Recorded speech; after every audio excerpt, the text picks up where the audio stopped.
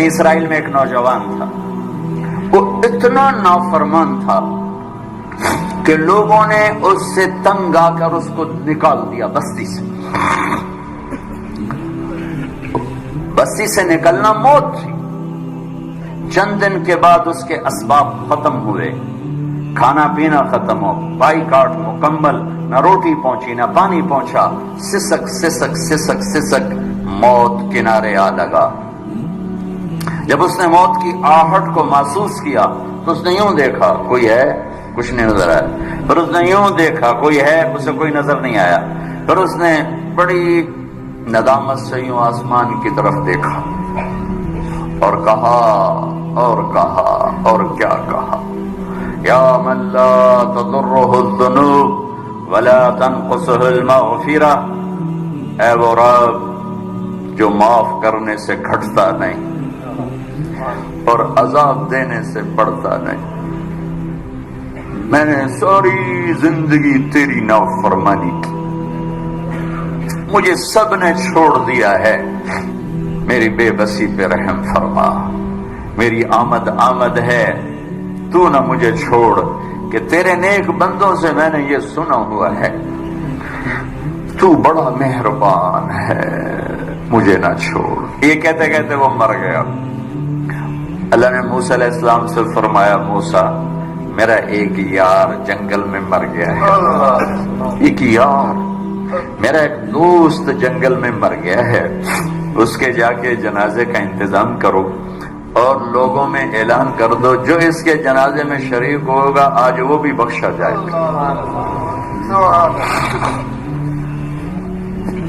لوگ بھاگے، آگے دیکھا تو وہ بدماش، لوگ کہنے لگے موسیٰ کیا کہہ رہے ہو، یہ اللہ کا ولی ہے، یہ وہی ہے جسے ہم نے دھکے دے کے نکالا، یہ وہ ہے، یہ کہاں سے اللہ کا دوست اور ولی بن گیا، یہ کہاں سے یہ مرتبہ پا گیا۔ تو اللہ تعالیٰ سے موسیٰ علیہ السلام نے عرض کی، یا اللہ تیرے بندے یہ کہہ رہے تو یہ کہہ رہا ہے۔ تو اللہ تعالیٰ نے فرمایا وہ ٹھیک کہہ رہے ہیں، میں بھی ٹھیک کہہ رہا ہوں، یہ ایسا ہی تھا جیسے یہ کہہ رہے ہیں، لیکن جب اس پر موت آئی، اس نے دائیں دیکھا اسے کوئی نظر نہ آیا، اس نے بائیں دیکھا اسے کوئی نظر نہ آیا، پھر اس نے بے بسی سے مجھے دیکھا، میری طرف متوجہ ہوا۔ موسیٰ دیکھو، موت کے وقت کی توبہ قبول نہیں ہوتی، موت کے وقت کی توبہ قبول نہیں ہوتی، پر اللہ جو چاہے کر دے۔ کہنے لگا موسیٰ جب اس نے بے بسی سے مجھے دیکھا تو میری غیرت نے گوارا نہ کیا، جسے سب چھوڑ دے میں بھی چھوڑ دوں، میری عزت کی قسم موسیٰ اگر اس وقت یہ پوری دنیا کی مجھ سے بخشش مانگتا تو اس کے آنسوؤں کے طفیل میں پوری دنیا کو معاف کر دیتا۔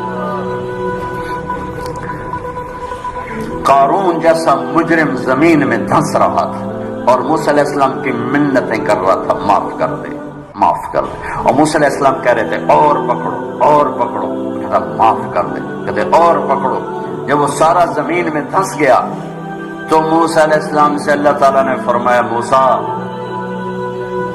بڑا مضبوط تھا تیرا دل، اتنی منتیں سن کر بھی تو نہ مانا، میری عزت کی قسم ایک دفعہ میری منت کرتا میں باہر نکال دیتا، تم پکارو تو صحیح، میں نہ آؤں تو پھر گلا دینا، میرے بنو تو صحیح، میرے بنو تو صحیح۔ حضرت عمر کے زمانے میں کویت گایا کرتا تھا، روٹی بناتا تھا، آواز بڑھاپا آ گیا، آواز ختم ہو گئی، لوگوں نے سننا چھوڑ دیا، روٹی بند ہو گئی، تو جنت البقیع قبرستان میں بیٹھا اللہ سے کہہ رہا، یا اللہ آواز دی تو روٹی بھی ملتی تھی، آواز گئی تو روٹی بھی گئی، تو مہربان ہے، ایک میرے فاقے پہ رحم فرما، میرے رزق کا بندوبست فرما۔ حضرت عمر رضی اللہ تعالیٰ عنہ مسجد میں سوئے ہوئے تھے، تو ان کو خواب میں آواز آئی، میرا ایک بندہ بقیع میں مجھے پکار رہا ہے، اس کی مدد کو پہنچو اے عمر۔ عمر رضی اللہ تعالیٰ عنہ ایسا اٹھے، خوف زدہ، نہ سر پہ ٹوپی، نہ پگڑی، نہ پاؤں میں جوتا، دوڑ لگائی جنت البقیع کی طرف۔ وہ بڑے میاں ایک جھاڑی کے پیچھے بیٹھا اللہ سے باتیں کر رہا تھا۔ جب وہ تیزی سے اندر داخل ہوئے تو قدموں کی آہٹ، اس نے پیچھے مڑ کے دیکھا تو عمر، اس نے کہا آ گیا عمر گھوڑا لے کر پٹائی کرنے۔ وہ بھاگا اٹھ کے، تو عمر نے فرمایا رکو رکو رکو، میں خود نہیں آیا، بھیجا گیا ہوں۔ تو وہ کہنے لگا کس نے بھیجا ہے؟ کہا وہی جس سے باتیں کر رہے تھے اس نے بھیجا۔ تو اس کی ایک چیخ نکلی اور بیٹھ گیا، کہنے لگا میرے رب، ساری زندگی تجھے بھلایا، یاد کیا تو پیٹ کی وجہ سے کیا، اے اللہ، اور تو نے اس پر بھی لبیک کہا، اے اللہ مجھے معاف کر۔ اور اس کی چیخ نکلی اور جان نکل گئی۔ عمر رضی اللہ تعالیٰ عنہ نے خود اس کا جنازہ پڑھایا اور قبر میں اتارا۔ میرا ایک شاگرد ہے کراچی میں، اس کی مسجد کے ساتھ برابر ایک عورت لڑکیاں سپلائی کرتی تھی، غلیظ ترین کام، گندا ترین دھندا۔ اس شاگرد نے میرے بیان کی کیسٹ اس کے بیٹے کو دی کہ بھئی یہ سن لو، پہلے دوستی لگائی پھر کیسٹ دی۔ وہ گھر میں سن رہا ہے، اس کی ماں آتے جاتے اس کے کانوں میں آواز پڑ رہی، وہ بھی آ کے بیٹھ گئی، سنتی رہی، کہنے کی دوبارہ لگاؤ، ساری سن، پھر کہنے ایک دفعہ اور لگاؤ، پھر ساری سن، پھر کہنے لگی یہ کس کی ہے؟ اس نے کہا مجھے بھی نہیں پتا کس کی ہے، مجھے تو مولوی صاحب نے دی ہے۔ اس نے بیٹے کا ہاتھ پکڑا، مسجد کے دروازے پر آ گئی، لوگ تراویح پڑھ کے نکل رہے تھے، بلا لیا بچے کو، امام کو بلایا، کہا یہ کیسٹ آپ نے دی ہے، کون ہے یہ؟ کہا میرے استاد ہیں طارق جمیل صاحب۔ وہ کہنے کی انہوں نے توبہ کی بڑی اچھی بات کی ہے، کہ میری توبہ قبول ہو سکتی؟ کیا کام کرتی تھی وہ؟ میں دوبارہ زبان پہ لاتے ہوئے شرما رہا ہوں، کیا میری توبہ قبول ہو سکتی؟ کہا ہاں جی، وہ کہہ رہے ہیں اللہ کہہ رہا ہے تو قبول ہی قبول ہے۔ کہا اچھا پھر میں تیرے سامنے اللہ کی بارگاہ میں توبہ کرتی۔ اور اگلے دن اس نے مسجد میں تراویح میں آنا شروع کر دیا۔ تراویح کے بعد جب دعا جو کہتے یا اللہ اگر میری توبہ قبول ہے تو مجھے اٹھا لے۔ ساری زندگی کام کیا کیا میں نے بتا دیا ہے۔ یہ 5واں روزہ ہے اور وہ روز تراویح کے بعد کہتی یا اللہ میری توبہ قبول ہے تو مجھے اٹھا لے۔ 29ویں تراویح سجدے میں اللہ نے اٹھا لیا۔ ساری زندگی کیا کر کے گزری اور موت رابعہ بصری جیسی آئی۔ تو میرے عزیزو، میرے بچوں، میرے بھائیوں، میری بیٹیوں، اللہ سے صلح کر لو، اللہ سے صلح کر لو، اللہ سے صلح کر لو۔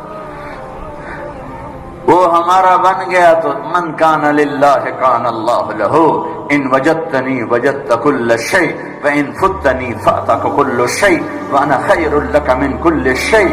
میرا بندہ میری طلب میں آ، میں ملا، سب کچھ ملا، میں نہ ملا، کچھ نہ ملا۔ من تقرب تلقیتہ من بعید۔ ساری زندگی نافرمانیاں کر کے، ابے کہاں جا رہے ہو؟ یار اللہ کو منانے جا رہا ہوں۔ اور تو کہاں جا رہی؟ بڑی بھی، کہ اللہ کو منانے جا رہی ہوں۔ اب اس بڑھاپے میں تیری کون سنے گا؟ دانت تیرے نہیں، دکھتا تجھے نہیں، چلا تجھ سے نہیں جاتا، اب تیری معافی کہاں سے ہوگی؟ اب تیری کون سنے؟ وہ کیا کہہ رہا ہے؟ وہ اوپر والا کیا کہہ رہا ہے؟ من تقرب الیہ، جو میری طرف آتا ہے، جیسے سہارے سے آ رہا، میں نے لے چلو مسیح تیرا بنو راضی کر، میں کیا کرتا ہوں؟ تلقیتہ من بعید، میں آگے بڑھ کے اس کا استقبال کرتا ہوں۔ میں معافی مانگنے کے لیے جو آ رہا ہے میں اس کا استقبال کرتا ہوں۔